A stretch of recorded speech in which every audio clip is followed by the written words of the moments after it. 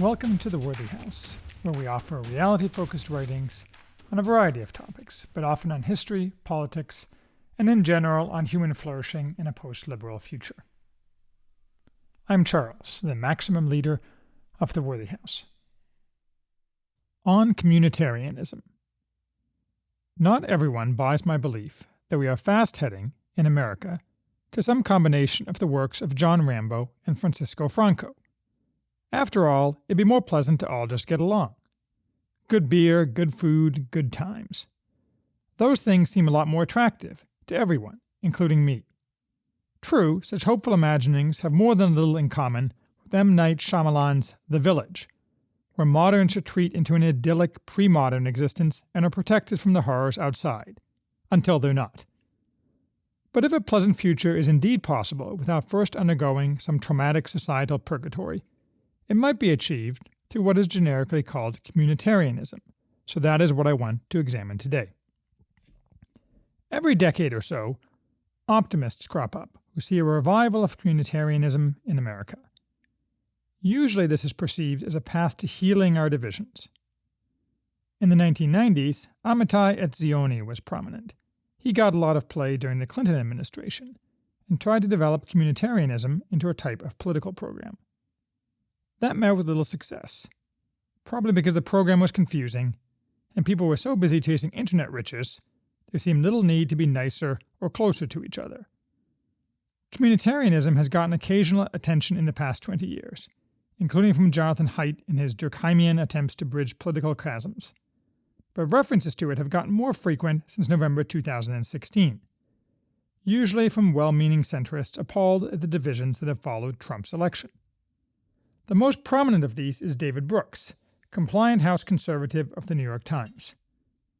In talking about communitarianism, Brooks, unusually for him, is not serving as the gimp for the left. Rather, he is offering a genuine and heartfelt program, of which more below. A common facile belief is that communitarianism is somehow associated with the political left. Probably that's because, viewed broadly, it has a kumbaya, vaguely hippie-ish flavor. No doubt there are small groups on the left that are very communitarian. Anybody remember communes? But then there are also such groups on the right, such as the Bruderhof. Or, more accurately, those groups aren't left or right at all. Whether religious or not, they're just trying to exemplify a well-known, but rarely practiced, lifestyle, exemplified in the West by early Christianity, though also found in some Eastern traditions. Communitarianism, as a wider social phenomenon, as we'll see, could never be a left phenomenon. Nor is communitarianism a right phenomenon. In caricature, the modern right is Randian, all unbridled individualism seeking gain and pleasure without any regard for larger society, which is regarded with disinterest, contempt, and a magical belief that larger society will necessarily and always benefit from maximum individualism. Lending support to this caricature, for a long time, whether Randian or not, individualism reigned in conservative intellectual life, and almost all conservatives in public life viewed themselves as classical liberals in the mold of John Stuart Mill, or more commonly, a somewhat caricatured Adam Smith. The reasons for 20th century American conservatives endorsing classical liberalism probably have much to do with reaction against the massive increase in government power in the New Deal, the global spread of communism, viewed, correctly, as anti-individualist, and being able to see apparent economic benefits while being unable to see, until later, resulting societal corrosion. Whatever the history, many conservatives have in recent years turned sharply against unfettered individualism, in Randian or more moderate guises, seeing it as atomizing and destructive of our social fabric. This process has accelerated as the right has fragmented, and many, like Brooks and Rod Dreher, have stopped merely bemoaning the loss of intermediary institutions and started wondering what to do about it. I think renewed communitarianism is essential to a flourishing post-liberal future. Atomized individualism, the necessary end state of Enlightenment thought, is the aqua regia of social bonds and of human societies, and as such must ultimately destroy the societies it infects. Thus, its opposite, strong communitarianism, is found in my own political program, foundationalism, which advocates a return to the pre-Enlightenment Western degree of emphasis on individualism. A justified focus on the individual rather than the collective was not a new concept to the Enlightenment, whatever lies its proponents may shriek, but rather always a key element of Christianity and the West more broadly. No to the Persian despot, yes to the free man under law and obligation. Leonidas, not Xerxes. Only through social attachments can people achieve meaning and society achieve strength. The question for today, however, is whether there can be such a thing as a present-day unifying communitarianism, that is, one that bridges the political divide between left and right. Or can there only be communitarianism after one side has won the future? True, as I have detailed elsewhere, our current political divide is best viewed as a quadrant, with the left being divided into, roughly, neoliberals and progressive neoliberals, and the right divided again roughly into corporatists and populists/reactionaries. Thus, it is not a simple left-right dichotomy, which suggests that there might be a communitarianism that unites elements, but only elements, of the left and right. If we pitch the neoliberals and corporatists over the railings into the water below, perhaps there's something to be made? As we'll see, I think not, but let's work through the analysis. First, we have to better define communitarianism. The word, a 19th century neologism, is derived, obviously, from community, so a first-cut definition might be furthering and increasing community. That must mean local, rather than larger-scale, actions. It must also mean strengthening human relationships on that level. Beyond that, though, the word is pretty vague. It's one of those words that nobody is likely to say reflexively that it's a terrible idea, so it seems uncontroversial and unifying. But as always, the devil is in the details, and without details, the word is useless. Before proceeding further, it is important to distinguish between communitarianism and its cousin, collectivism. The latter, beloved by the 20th century and today's left, implies control by the central government.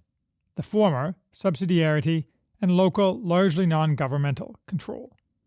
Collectivists like to lurk in communitarian clothing, since the latter word does not have the same negative freight and bloody connotations.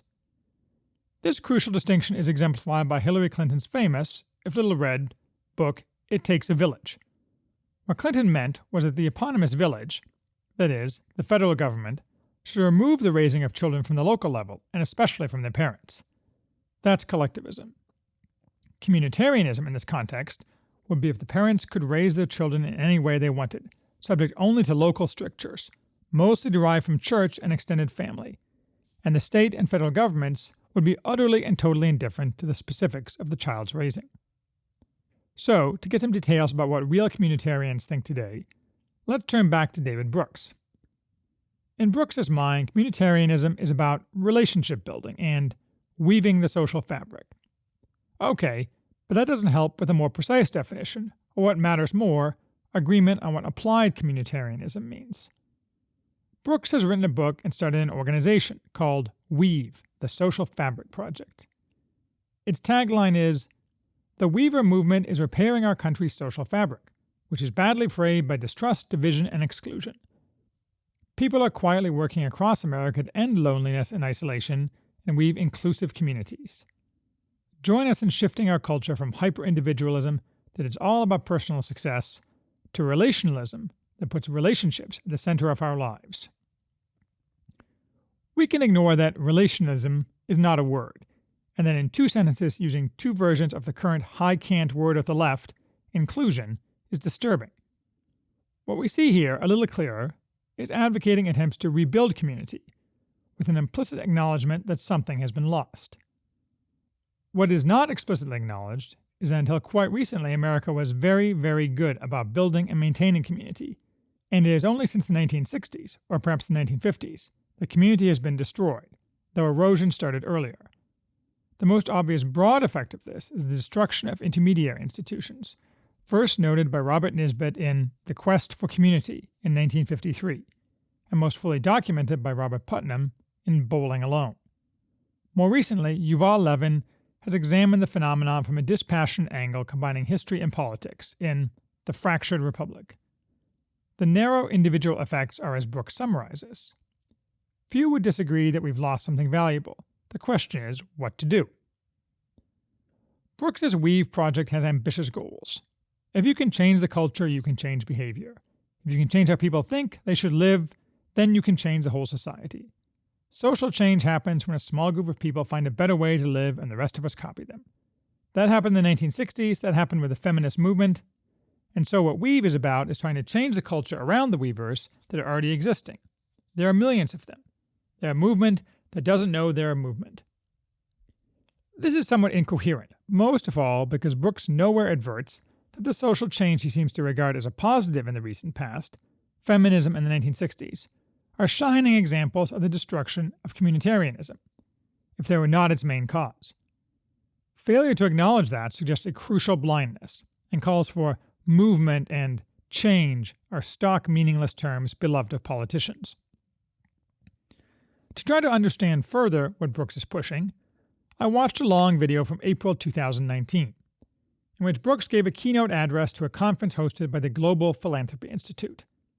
I had never heard of the GPI, and judging from the number of video views of the conference, nobody else has either. It appears to be a stock neoliberal umbrella group for slick nonprofits and NGOs, an impression solidified by their paying Tony Blair to speak at this 3-day conference. The slogan for the conference was Reclaiming Democracy, and the main graphic showed a girl at a demonstration, chanting with raised fist, while wrapped in what appears to be an Egyptian flag. What that has to do with philanthropy, I am not sure, but in any case, one of their 3 stated conference themes was the new localism, so hence David Brooks. Brooks and 3 other participants on a panel after his speech offer very few specifics. The talk is almost all exactly what you'd expect from a group of smooth-talking consultants. All of them, Brooks included, are totally vague on specifics of what can be done, what is actually being done, and what has resulted. They offer endless buzzwords, mostly meaningless, such as adaptive challenges.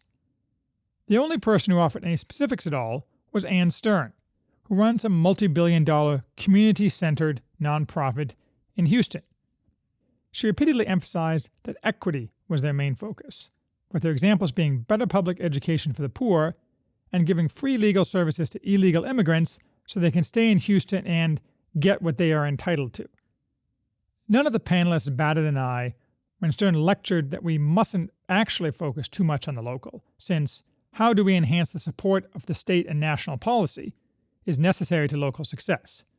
In other words, we need big government to impose the putatively local ends she desires. Nor did any of the panelists suggest any change in personal behavior by anybody.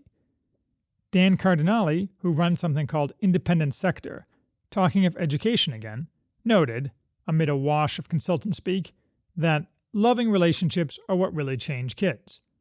Logically, then, repairing broken families should take priority. But heaven forbid there be any recognition of the destructive effects of the erosion of the family, much less attempts to reverse that. That would be judgmental. If Cardinale were being honest, he would admit that it's not poverty that's the problem with education. It's the destroyed social fabric itself, exacerbated by that unions of government workers, such as teachers, are permitted at all. Instead, to the extent his gobbledygook can be interpreted, we get calls from nonprofits to band together so they can get money and do something unspecified. So let's pose a question. We need common stories and common projects, Brooks tells us. The panelists at the GPI event loudly and proudly proclaimed their support for community involvement, and in particular parental involvement in education and schools. Would they react favorably to parents getting involved in schools to demand an end to forced pride celebrations? Would they react favorably to neighbors banding together to build and patrol a wall to protect their community against invading migrants? Would they support parents working with schools to arrange for gun training as part of the school curriculum? Would they support school walkouts to advocate limiting abortion? No. The reverse of these things, though, such as parents banding together to push gun control in the school, would undeniably be happily celebrated and eagerly funded with some of the many billions of dollars these people command. That is, the words used by these people sound as if they are of general applicability. But in practice, what they mean is that they only apply either to advance left goals or to advance neutral goals wholly compatible with left ends. None of this, Brooks or the CPI, is actual communitarianism. It is either mere calls for generic Christian charity, conditioned on acceptance of left dominance, or the manipulation of words to boost and reinforce left dominance. The reason the left can never get behind real communitarianism is simple. Real communitarianism must imply unbreakable commitments, which implies both unchosen bonds and sworn enforceable commitments. If commitment is merely chosen or not binding, it is nothing at all. This is why foundationalism will sharply restrict divorce. It is also why the revolting term now being forced on us, chosen families, is revolting. I don't want to beat up on Brooks, but he's changed both his wife and his religion. The reasons why don't really matter. The fact is he has not kept his commitments. He may have good reasons, or he may not have chosen divorce himself, but that's not the point. Everybody has what he thinks are good reasons. What is often called communitarianism today by people like Brooks is merely bromides about love, with no actual restrictions on fulfilling whatever are the personal desires of the moment of each person. Talk about love is no threat to the left, which hijacks the term to cover whatever formerly frowned upon behavior they insist must now be celebrated, and simultaneously uses it as a useful propaganda weapon with which to beat conservatives who actually threaten left hegemony by accusing them of lacking love. Communities are united by love, or can be, but shared mandates and prohibitions are required as well. A community where each person does exactly as he pleases and faces no consequences for any action is no community at all. Enforced expectations of the community are what create the community, and that the left cannot tolerate. Why is unbreakable, often unchosen, commitment anathema to the left? For the modern left, whether neoliberal or anti-neoliberal, emancipation from unchosen bonds is one of their two main political goals, the other being equality, a protean beast. Atomized individualism, the poisoned fruit of the Enlightenment, is at the very core of their political principles. This has been true since the French Revolution. Manifestations of this philosophy vary, but they are all basically the same. For a while, with the American experiment, it seemed that a successful society could contain a limited version of these Enlightenment principles and not destroy itself. But now it is clear that all roads lead to the same end, and our seeming success was simply eating the seed corn of a uniquely virtuous society. As Robert Nisbet noted 60 years ago, the inevitable result of unbridled emancipation is to destroy all intermediary institutions, and to leave nothing between the individual and the state, which performs, badly, the functions formerly served by the community, but can be controlled to achieve left ends. This explains the seeming paradox that the left welcomes Brooks and his message, that what he advocates, even in his pauperized version, if logically examined, is philosophically incompatible with their project. Brooks is a supplicant, asking for their approval. He is accepted only so long and to the extent he in no way contradicts any premise or desire of the left and can prove useful to them. This is simply the old left pattern, of no enemies to the left and no compromise to the right. As I have noted before, the most naked expression of this I have seen was a debate in 2017 between the editors of the excellent new magazine American Affairs, who eagerly sought to build bridges with the left, and the editors of Dissent, a longtime pillar of the intellectual left. The latter made very clear, channeling their inner Robespierre, that first obeisance and laying down of arms was required, at which point the left might accept American Affairs as a junior useful idiot. No compromise was permitted or could even be considered, only surrender. The American Affairs editors just didn't know what to do with that. They sat there, startled and disarmed. It was painful to watch. Now, I bet that if I put this set of facts to Brooks, he would respond that whatever the organized left says or wants, what matters is that normal people make connections. That sounds responsive. Who could object to that? But it's not an answer, since the left politicizes everything and will not permit normal people to make such connections. We got a fantastic example this week when the very large social media site Ravelry, a place for those interested in the fabric arts, knitting, etc., share and connect, announced they would immediately and permanently kick off their platform any member who at any time expressed any support of any kind for Donald Trump or his administration. Presumably this includes activity outside of the platform itself, as Facebook and other supposedly neutral platforms now do, but it explicitly includes anything within the platform which is designed for communication. Naturally, Ravelry encourages anti-Trump expression. There is no suggestion that political talk in general is not desired.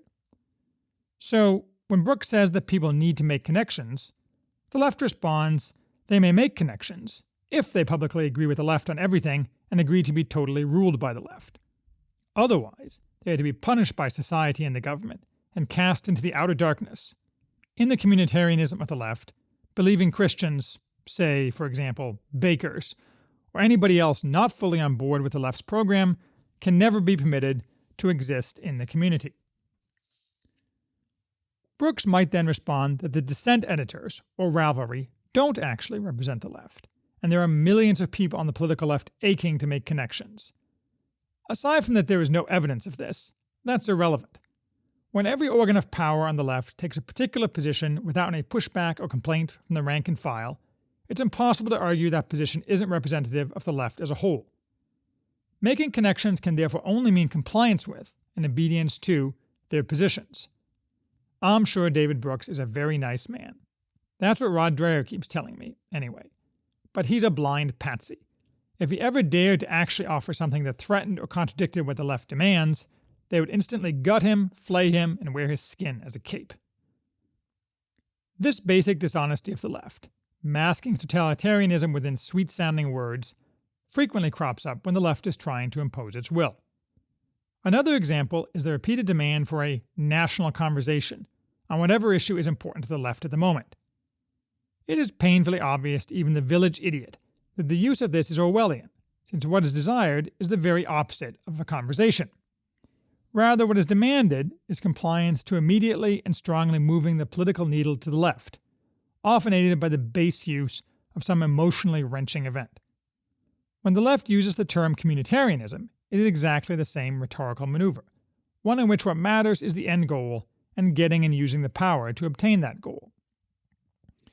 Nor is the Bernie Sanders left an exception to this rule, as I mentioned earlier. Such a thing as a working-class left used to exist, represented in the writings of George Orwell. That only seems to exist in England now, and not strongly.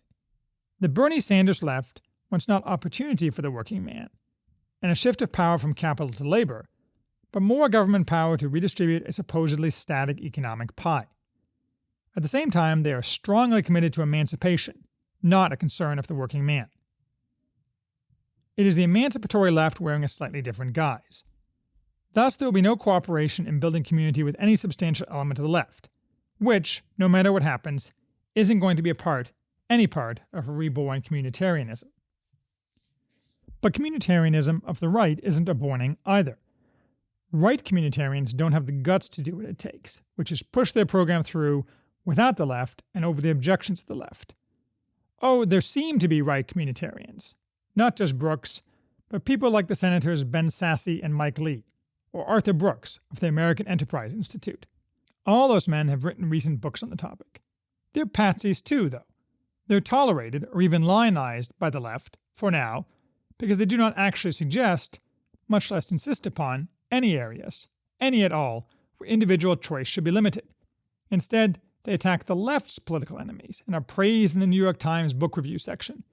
And then they return to their think tanks and post-government service consulting gigs, never in the localities they came from, of course, well compensated for being tools, and never achieving any actual result. Talk is cheap. What will a real communitarianism look like, since I demand specifics from others?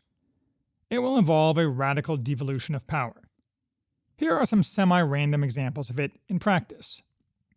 Rules and mores will be enforced, though far less by government than by private action. Churches, unions, mutual aid organizations, and the like will decide who gets charity, how much, and under what conditions and obligations, with the goal that all be productive and valued members of society.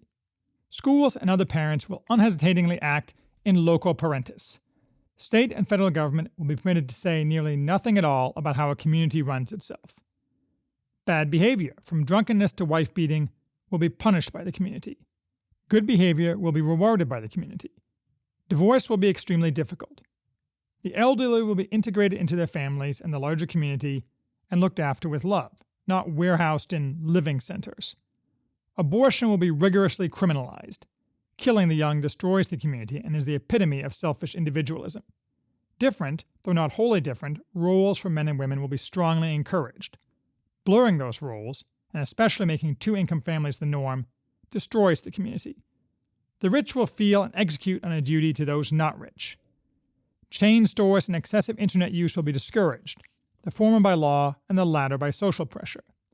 Peddlers of vice, such as drug dealers and pornographers, will be flogged, repeat offenders will be swiftly hanged, and much more to develop organically from a society of renewed virtue and vigor. Of course, none of this could happen in the current system, but communitarianism of any kind can't happen in the current system. And even if this does happen, it will not be a utopia, any more than past strong American communitarianism was a utopia. It's just far better than what we have now, both for individuals and society, in the sense that only a society like this can flourish or accomplish anything. Sometimes, even often, there will be too much restriction of individual freedom, or harsh effects on people. Of course, the propaganda of the left has served us for decades, deliberately and falsely painting the America of the past in a bad light, grossly exaggerates these problems. And local government, or local quasi-government, is not a panacea. Local government is often corrupt. You don't have to buy fully into the narrative of police racism to grasp that local police forces do often contain racists. Not to mention that localities can easily be dominated by what Francis Fukuyama calls patrimonialism. There's a fly in the ointment, though, with this vision. It's one Americans don't like to talk about. That is, that diversity, far from being our strength, destroys community. In other words, up to some point, communities can contain or absorb people with different perspectives and beliefs, as long as newcomers are willing to change themselves. But as Robert Putnam, again, demonstrated, even a relatively modest amount of diversity in a community totally destroys trust, whether that's in Brooklyn or small-town Utah. Brooks says, you can build trust around a common affection. What if there is no common affection? Then there's no trust. This poses a critical problem for the restoration of community. In a heterogeneous America, divided not only by politics, but by many other essential characteristics, from race to religion to language, is communitarianism possible, even if power would devolve down to the local level? I don't know. Maybe you just can't have a successful country the size of the United States unless it is more homogeneous than we are now, since local communities must interact with each other, after all. Empires have always been held together by a common idea endorsed by both commoners and the ruling class, Rome, ethnic sameness, China, more or less, or some measure of both, Russia. We have neither, and we're not going to have ethnic sameness, whatever the whack jobs may say. That leaves a common idea, and in theory we could have a societal rebirth based around that, but that seems to fit poorly with the idea of increased localism. In any case, one thing is clear. The communitarianism of the future will not be able to include the left. That implies that as long as the left has any relevant power or influence, we will be unable to restore communitarianism. Someone must rule if two systems are incompatible and co-located. Certainly, that implies the active suppression of the leading elements of the left, individuals and institutions. But that alone is inadequate, because our entire society would have to get behind such a societal rework. You can't rebuild a society from the top down, that you can clear away the brush to make new, clean construction possible. And let's not forget that much of the right, the portion that shares the premises of the left with respect to atomized individualism, will also have to be reworked. All this is a tall order, and only possible in a society in flux. So all the conferences and books in the world will not create any communitarianism. Sorry, David. But if we know what we're aiming for, when the timing is right, perhaps something approaching a desirable communitarianism can be created.